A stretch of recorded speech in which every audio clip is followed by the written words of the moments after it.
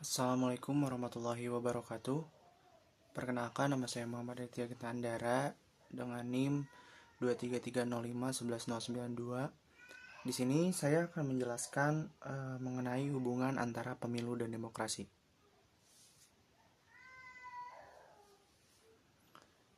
Apa sih hubungan antara pemilu dan demokrasi itu?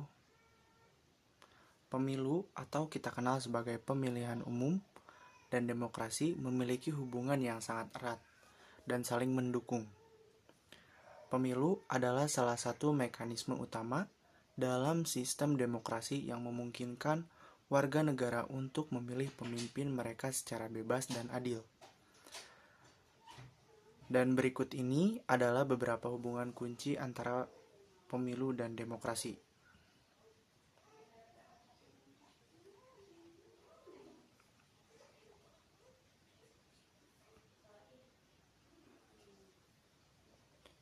Yang pertama ada legitimasi pemerintah.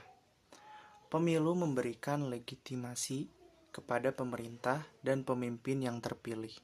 Dalam demokrasi, kekuasaan berasal dari rakyat, dan pemilu adalah cara bagi rakyat untuk mengekspresikan kehendak mereka.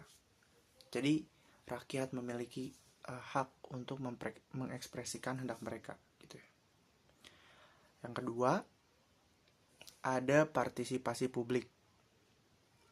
Demokrasi menuntut partisipasi aktif warga negara dalam proses politik, dan pemilu adalah salah satu bentuk partisipasi yang paling penting. Melalui pemilu, warga negara dapat mempengaruhi kebijakan dan arah negara. Jadi kita sebagai warga negara gitu, dengan adanya demokrasi, kita memiliki kendali atas kebijakan dan arah negara kita mau berjalannya kemana gitu. Oke, selanjutnya yang ketiga ada akuntabilitas. Pemilu memungkinkan rakyat untuk memegang pemerintah dan pejabat publik bertanggung jawab atas tindakan mereka. Jika para pemimpin gagal memenuhi janji atau bertindak melawan kepentingan publik, mereka bisa tidak terpilih kembali dalam pemilu berikutnya. Jadi, jika mungkin ada pejabat publik yang menjabat, misalnya mereka terpilih di tahun ini, namun janji-janji mereka sebelumnya gitu ya, sebelum terpilih di tahun ini tuh tidak terpenuhi atau tidak terrealisasi. Itu memungkinkan kita sebagai rakyat berhak untuk tidak memilih dia lagi di periode berikutnya gitu. Yang keempat, ada pergantian kekuasaan secara damai. Dalam demokrasi, pemilu memastikan pergantian kekuasaan secara damai tanpa perlu kekerasan atau revolusi. Hal ini penting untuk stabilitas politik dan sosial. Tentunya diharapkan setiap adanya pemilu kita dapat laksanakan secara damai. Namun kenyataannya masih banyak kejadian-kejadian beberapa waktu ke belakang gitu, bahwa ujung-ujungnya pemilu itu ricuh ataupun tidak kondusif dan lain-lain.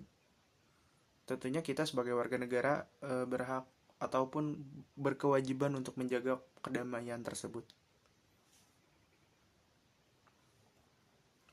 Yang kelima, ada pluralisme.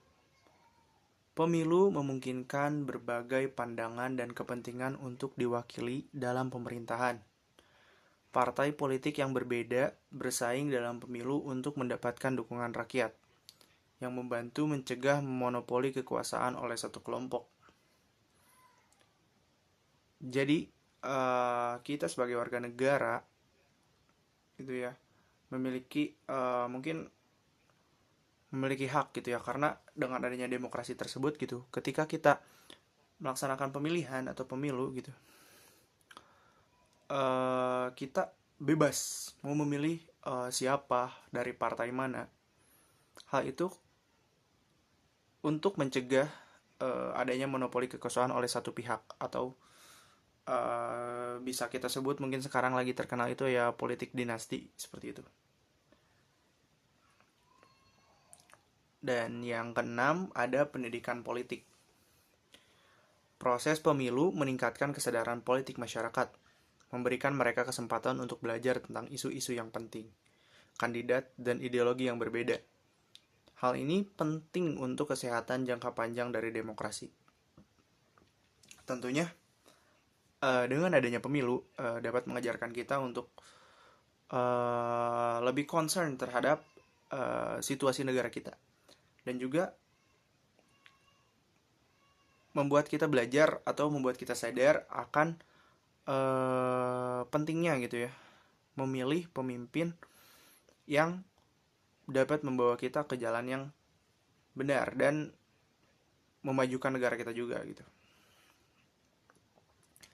Hal ini tentu dilakukan untuk menjaga kesehatan demokrasi.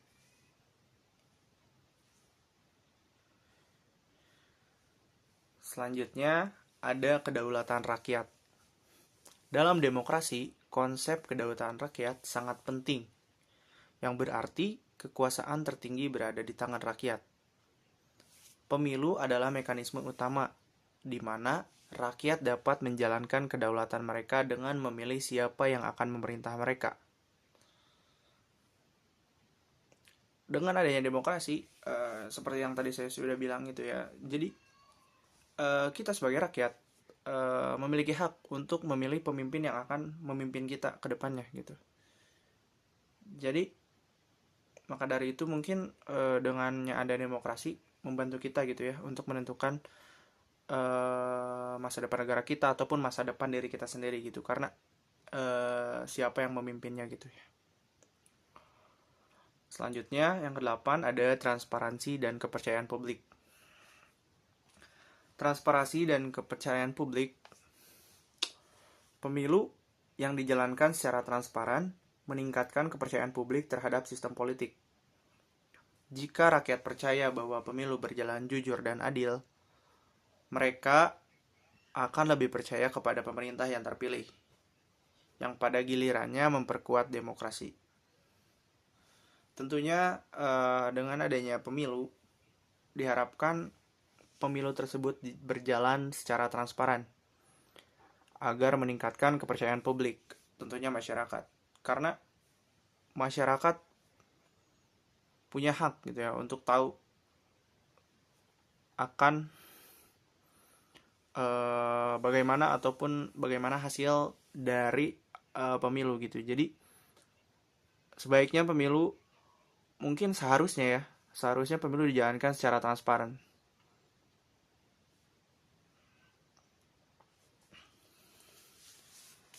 Selanjutnya ada yang ke-9, keseimbangan kekuasaan.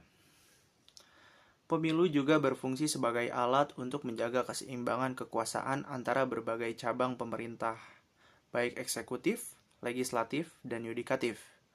Melalui pemilu, rakyat dapat memilih wakil mereka di legislatif yang memiliki peran untuk mengawasi eksekutif dan memastikan bahwa tidak ada penyalahgunaan kekuasaan.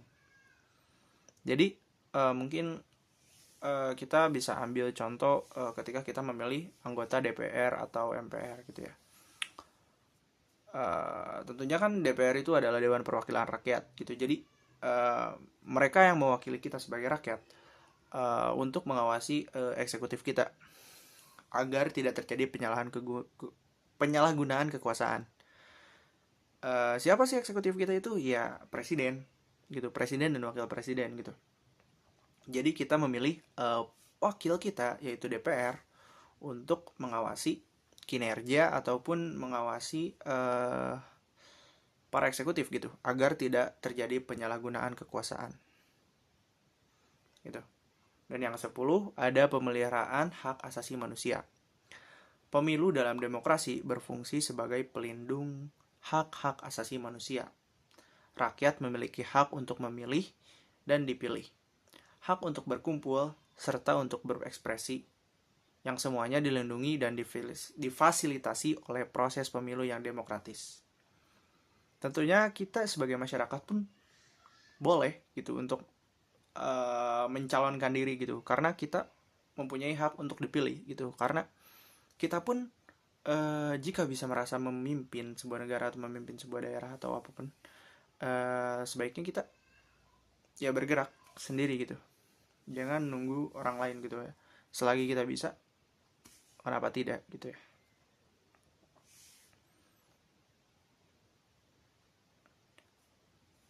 Yang selanjutnya, yang ke-11 ada koreksi sistem.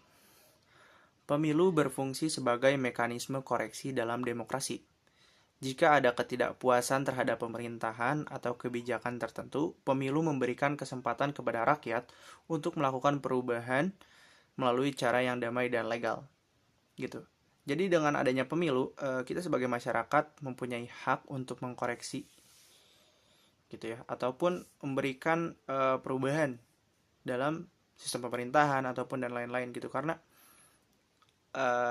dengan adanya demokrasi ya kita memiliki hak-hak tersebut gitu. Jadi buat kedepannya mungkin negara kita ada di tangan kita, tentunya negara ada di tangan rakyat gitu dengan adanya demokrasi.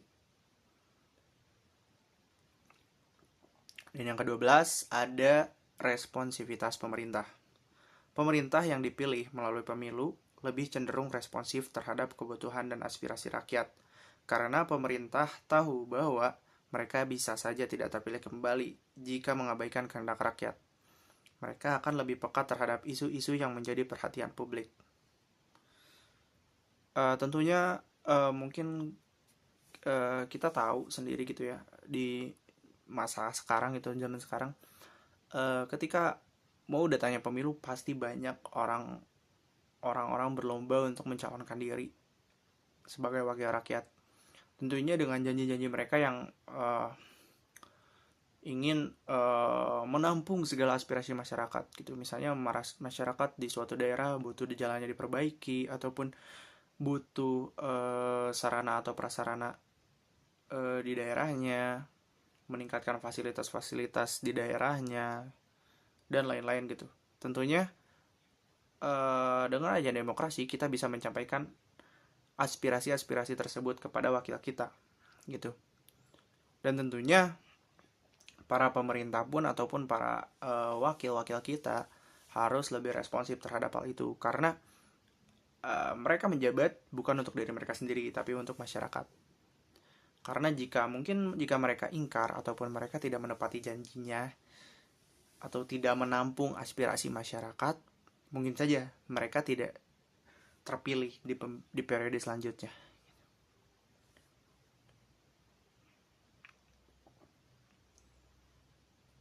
Dan selanjutnya yang ke-13 ada inklusivitas.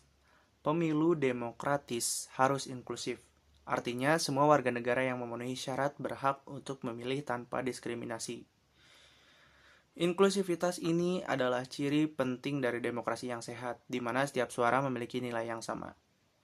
Jadi kita ketika memilih seseorang atau maupun memilih wakil kita ataupun memilih pejabat-pejabat seperti anggota DPR atau bupati, wakil bupati, wali kota, presiden mungkin ya, atau gubernur,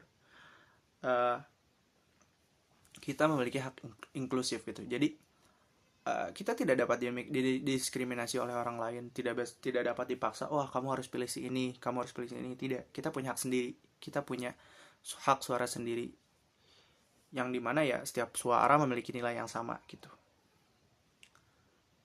Dan yang terakhir, yang ke-14, ada penguatan masyarakat sipil.